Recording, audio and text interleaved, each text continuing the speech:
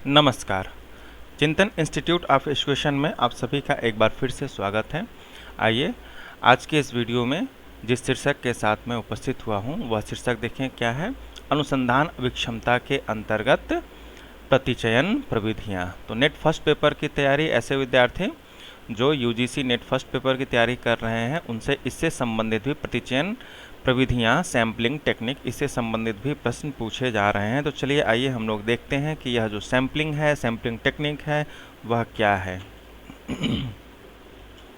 देखें, प्रतिदर्शन या प्रतिचयन प्रविधियां। प्रतिदर्शन यह जो प्रतिचयन है उसको हम प्रतिदर्शन भी कहते हैं, अंग्रेजी में सैम्पलिंग टेक्निक्स। प्रतिचयन प्रविधियां, प्रतिचयन प्रविधियों को जानने से पहले यह बहुत ही आवश्यक है कि कुछ अन्य संपत्तियों, इससे संबंधित कुछ अन्य संपत्तियों को भी जाना जाए। जैसे सबसे पहला देखिए जनसंख्या, पॉपुलेशन। पॉपुलेशन क्या है? जैसा कि हम जानते हैं पॉपुलेशन किसी भी क्षेत्र विशेष में व्यक्तियों की संख्या। लेकिन जब हम अनुसंधान कार्य में जनसंख्या की बात करते हैं तो वह केवल व्यक्तियों की संख्या से ही नहीं बल्कि वस्तुओं और अन्य जीवों, अन्य प्राणियों की भी संख्या हमारे यहाँ पर अनुसंधान कार्य में जनसंख्या के अंतर्गत आती है। तो देखें जनसंख्या क्या है। अनुसंधान कार्यों में जनसंख्या के से तात्पर्य ऐसी इकाइयों के समुच्चय से होता है जिसमें कुछ सामान्य विशेषताएं होती हैं और जिनके संबंध में अनुसंधानकर्ता कुछ निष्कर्ष ज्ञात करना चाहता है। तो अनुसंधान कार्य में जब जनसंख्या की बात की जाती है तो यह कुछ व्यक्तियों का समुच्चय होता है जिस पर वास्तव में अनुसंधानकर्ता क्या करता है, जिसे जो है अनुसंधानकर्ता वास्तविक रूप से चयनित करता है कि मेरा जो विषय क्षेत्र है वह यह है और इसी से हमें क्या करना है, डेटा यहाँ से उठाना है। ठीक है। तो जब भी अनुसंधान कार्य प्रारंभ करते हैं अनुसंधानकर्ता तो अपनी समस्या का चयन करने के बाद उससे संबंधित वह एक निश्चित क्षेत्र का चुनाव करते हैं। ठीक है, निश्चित करते हैं कि हम इस विशेष एरिया में, जैसे अभी मैं आगे उदाहरण देता हूँ, आइए देखते हैं उदाहरण। जैसे शिक्षकों का समूह।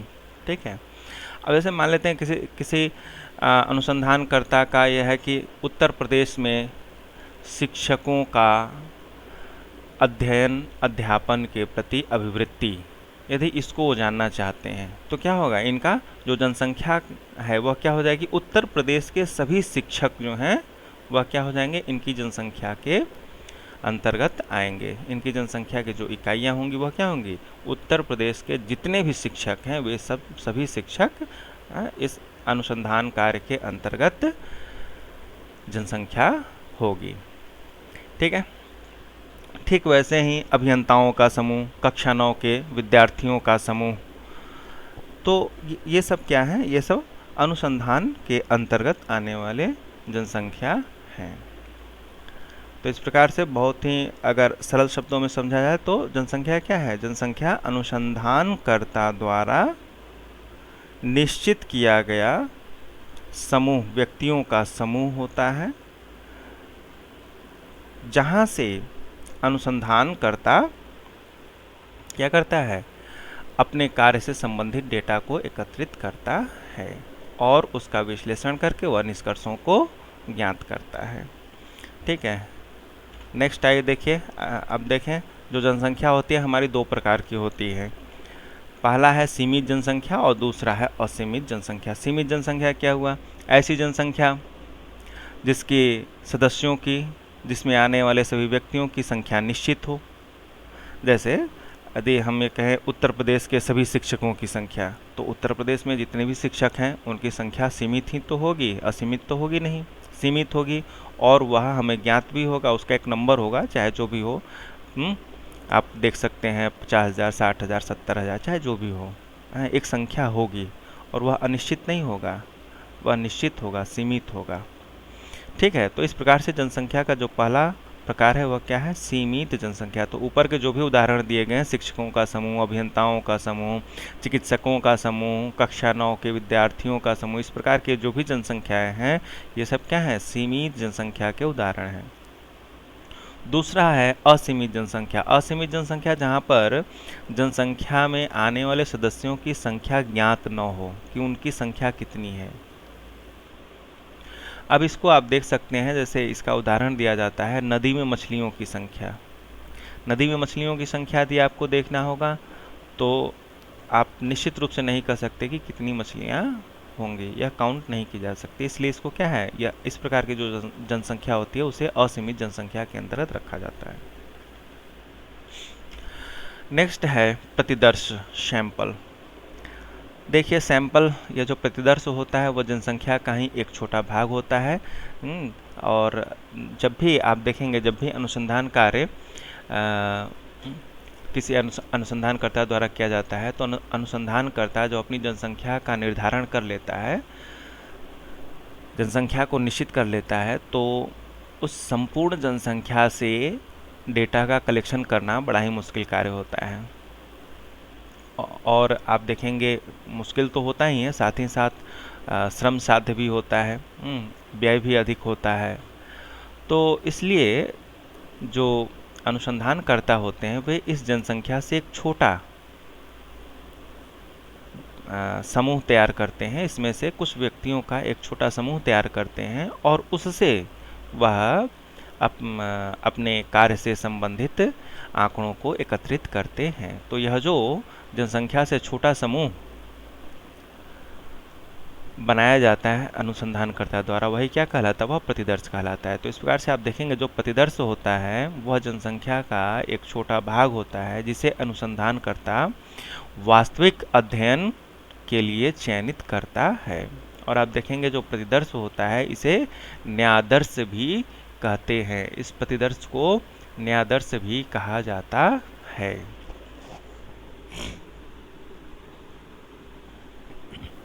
तो आप देखेंगे इस प्रकार से जो हमारा प्रतिदर्श है वह जनसंख्या का ही सबसेट होता है, उपसमुच्चय होता है। आइए अगला जो है वह क्या है, प्रतिदर्शन। अब हम आते हैं प्रतिदर्शन। अब देखिए जो प्रतिदर्शन होता है वह क्या है, यह जो हमारी जनसंख्या है, जिस जनसंख्या को अनुसंधानकर्ता ने निर्धारित किया है, उस जनसंख्या से प्रतिदर्श के चुनने की जो संपूर्ण प्रक्रिया होती है, उस संपूर्ण प्रक्रिया को ही क्या कहा जाता है, प्रतिदर्शन कहा जाता है।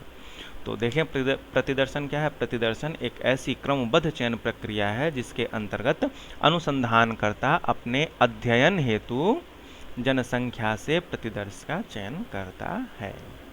तो ये रहा हमारा क्या है, जनसंख्या के प्रकार प्रतिदर्श और प्रतिदर्शन। आइए अब आगे हम लोग चलते हैं। अब देखते हैं जो प्रतिदर्शन है उसका वर्गीकरण देख लेते हैं। तो देखिए जो है प्रतिदर्शन है हमारा, इस प्रतिदर्शन को हम दो भागों में बांटते हैं। पहला है संभाव्य प्रतिदर्शन, प्रोबेबिलिटी सैंपलिंग, और दूसरा है असंभाव्य प्रतिदर्शन, नॉन प्रोबेबिलिटी सैंपलिंग।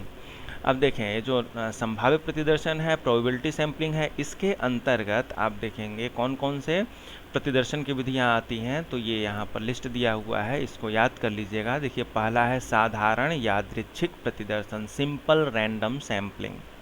दूसरा है क्रमबद्ध प्रतिदर्शन, सिस्टमैटिक सैंपलिंग। तीसरा है स्तरित यादृच्छिक प्रतिदर्शन, stratified random sampling, stratified random sampling. और फिर चौथा है बहुस्तरीय प्रतिदर्शन, मल्टी स्टेज सैंपलिंग। पांचवा है बहुरूपी प्रतिदर्शन, मल्टीपल सैंपलिंग।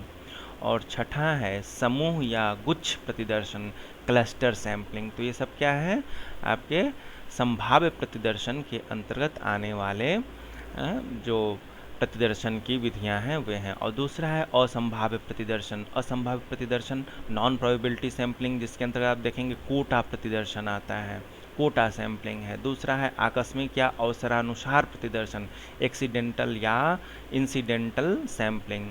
तीसरा है सुद्देश्य प्रतिदर्शन, उद्देश्यपरक, इसको उद्देश्यपरक भी कहा जाता है, पर्पजिव सैंपलिंग। चौथा है सुविधानुसार प्रतिदर्शन, कॉन्वेनियंस सैंपलिंग। फिर पांचवा है विचारानुसार या निर्णित प्रतिदर्शन, जजमेंटल सैंपलिंग। छठा है विशेषज्ञानुसार प्रतिदर्शन, एक्सपर्ट्स सैंपलिंग। और सातवां स्वेच्छानुसार प्रतिदर्शन, सेल्फ सेलेक्टेड सैंपलिंग। इसके अतिरिक्त आप देखेंगे असंभाव्य प्रतिदर्शन में दो और भी प्रतिदर्शन आते हैं, और वे कौन कौन से हैं। सबसे पहले मैं आपको बता दूं, एक तो है स्नोबॉल, ठीक है, स्नोबॉल, स्नोबॉल प्रतिदर्शन, एक ये हो गया आपका 8वां नंबर। 8वां नंबर स्नोबॉल।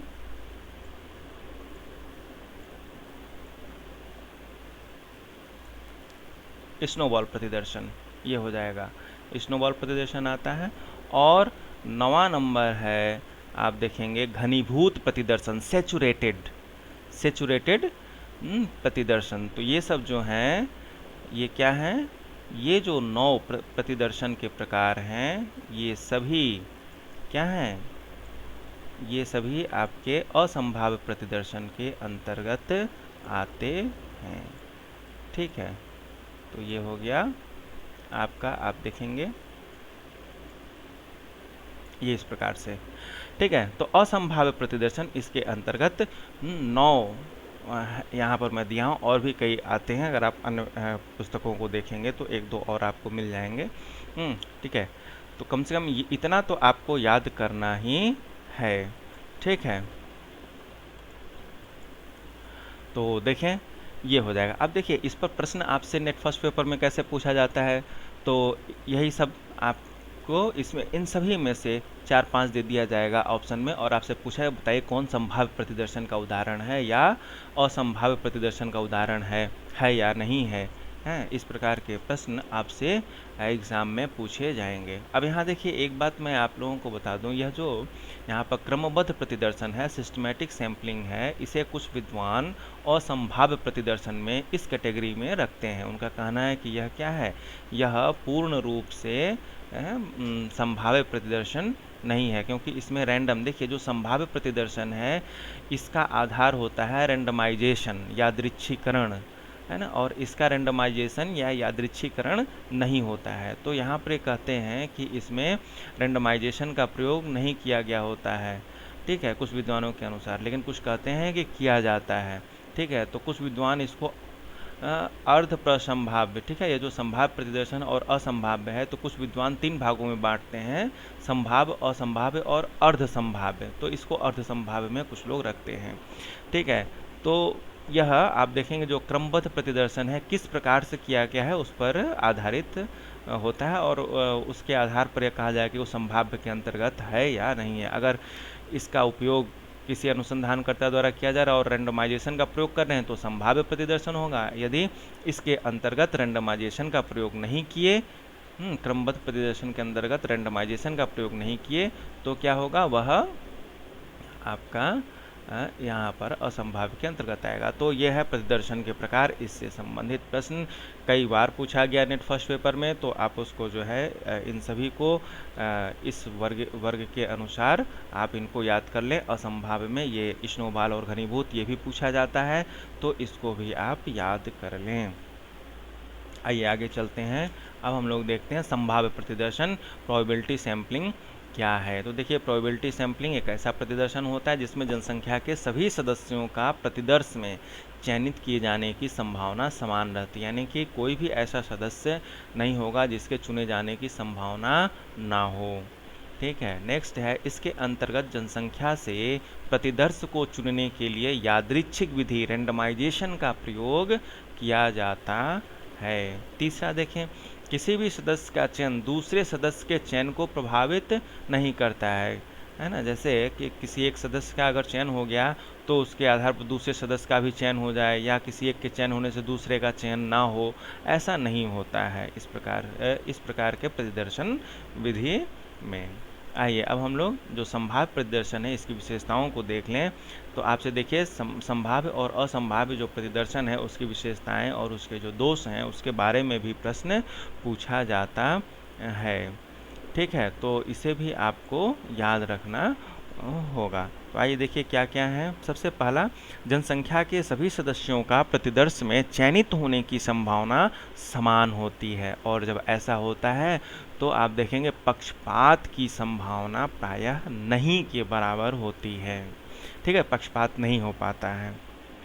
दूसरा क्या है, प्रतिदर्श जनसंख्या का अच्छा प्रतिनिधित्व करने वाला होता है। और तीसरा है, एकत्रित किए गए प्राप्तांकों का वितरण कैसा होता है, समान वितरण होता है या सामान्य होता है। ठीक है, एनपीसी पर आधारित होगा। ठीक है। दूसरा है, अगला है, आप देखें, सामान्यीकरण हेतु पैरामेट्रिक सांख्यिकीय, जो पैरामेट्रिक स्टैटिस्टिक्स है, उसका प्रयोग संभाव्य प्रतिदर्शन में, यदि आप संभाव्य प्रतिदर्शन से आंकड़ों को इकट्ठा किए हैं, आंकड़ों को एकत्रित करने के लिए जो आपने सैम्पलिंग चूज़ किया है, अगर वह आपका प्रोबेबिलिटी है, संभाव्य प्रतिदर्शन है, तो आप पैरामेट्रिक जो स्टैटिस्टिक्स है उसका प्रयोग कर सकते हैं, उसके जो भी टेस्ट हैं उसका प्रयोग आप कर सकते हैं।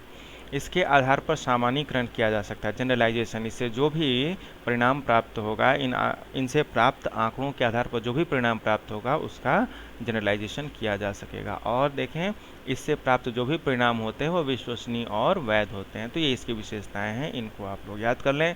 इससे संबंधित प्रश्न पूछे जा सकते हैं कि बताइए संभाव्य प्रतिदर्शन की विशेषताएं निम्नलिखित में से कौन सा है या नहीं है। तो इनको आपको ध्यान में रखना होगा। ठीक है, आइए आगे चलते हैं। संभाव्य प्रतिदर्शन की सीमाएं क्या हैं, कुछ इसके दोष भी हैं, आइए उसको देख लेते हैं। सबसे पहले तो देखिए, एक तो बात ये की गई थी विशेषताओं में कि इसका जो प्रतिदर्श होता है वह प्रतिनिधित्व करने वाला होता है, लेकिन देखिए इसकी एक यह सीमा भी है कि जो उसका प्रतिदर्श होता है उसके प्रतिनिधित्व होने की गारंटी नहीं ली जा सकती। होता तो है, ऐसा कहा जाता है कि होता है, लेकिन उसकी गारंटी नहीं ली जाती है, नहीं ली जा सकती। क्यों नहीं ली जा सकती? क्योंकि प्रतिदर्श जो होता है वह जनसंख्या का ठीक ठीक प्रतिनिधित्व कर भी सकता है और किन्हीं किन्हीं दशाओं में नहीं भी कर सकता है। ठीक है, तो यह एक इसका क्या है, दोष है, इसकी सीमाएं हैं। अब देखिए, इससे जो प्राप्तांक प्राप्त होते हैं, इसके प्राप्तांकों का जो वितरण होता है वह पूर्ण रूप से सामान्य नहीं होता है। जैसे कहा गया ना कि इसका समान होता है, लेकिन किन्हीं दशाओं में वह क्या होता है, समान या सामान्य नहीं प्राप्त हो पाता है। तो यह भी क्या है, एक उसका इसकी एक जो है सीमाएं हैं, इसके दोष के अंतर्गत आएंगे।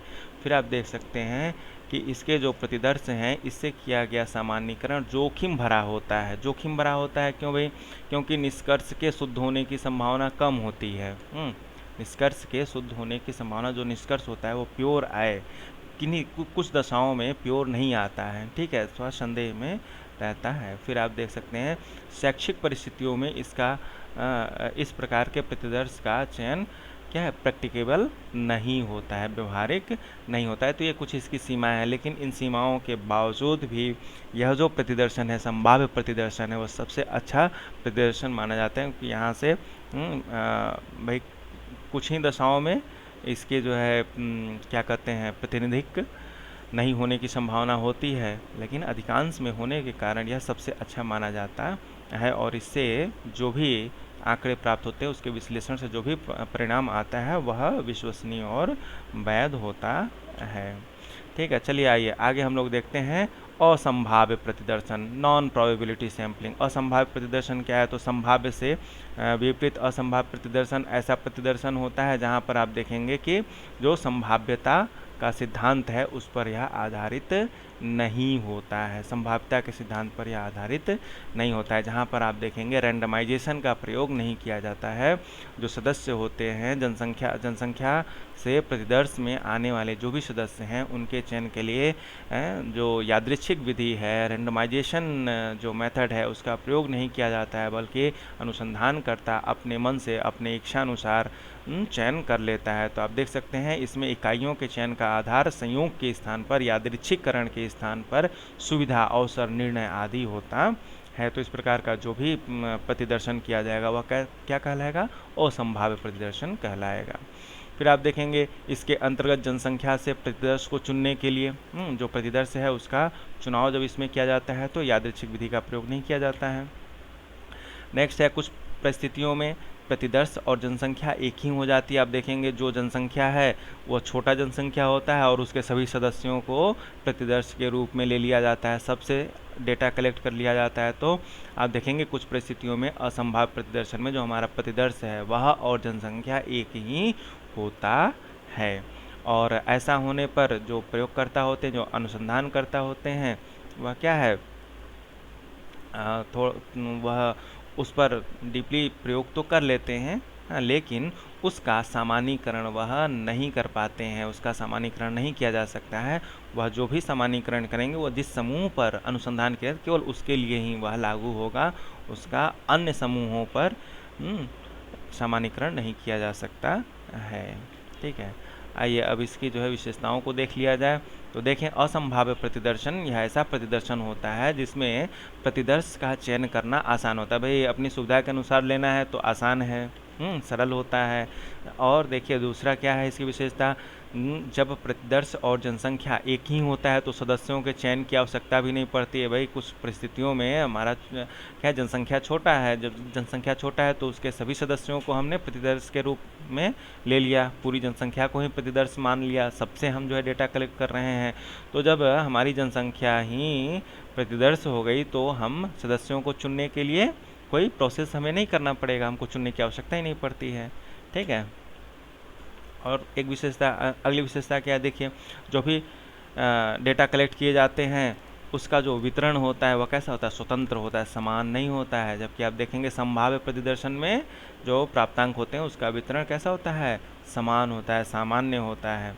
ठीक है, अगली विशेषता देखिए, यहाँ पर क्या है, प्रदत्तों के विश्लेषण हेतु सरल सांख्यिकी नॉन पैरामेट्रिक्स का प्रयोग किया जाता है। सरल सांख्यिकी विधियों का प्रयोग प्रदत्तों के विश्लेषण के लिए किया जाता है। और अगला है, परिणामों में जोखिम नहीं होता है। ठीक है, ये इसकी विशेषताएं हैं। आइए अब इसकी सीमाओं को हम लोग देख लेते हैं। देखिए असंभाव्य प्रतिदर्शन, इसकी सीमाएं क्या हैं, कौन कौन सी हैं। तो देखें, सबसे पहले सामान्यीकरण हेतु पैरामेट्रिक सांख्यिकीय परीक्षणों का प्रयोग नहीं किया जा सकता है। देखिए जब भी सामान्यीकरण किया जाता है तो सामान्यीकरण करने के लिए हमको पैरामेट्रिक्स जो पैरामेट्रिक स्टैटिक्स होते हैं उसका प्रयोग किया जाता है। ठीक है, तो पैरामेट्रिक सांख्यिकीय परीक्षणों का प्रयोग यहाँ पर नहीं किया जा सकता, यह इसकी एक सीमा है, दोष है। इसके आधार पर सामान्यीकरण नहीं किया जा सकता है। भाई जब हम पैरामेट्रिक्स का प्रयोग ही नहीं किए, जो हमारा सांख्यिकीय परीक्षण है वो पैरामेट्रिक नहीं है, तो सामान्यीकरण नहीं किया जा सकता है, यही इसकी एक दोष है।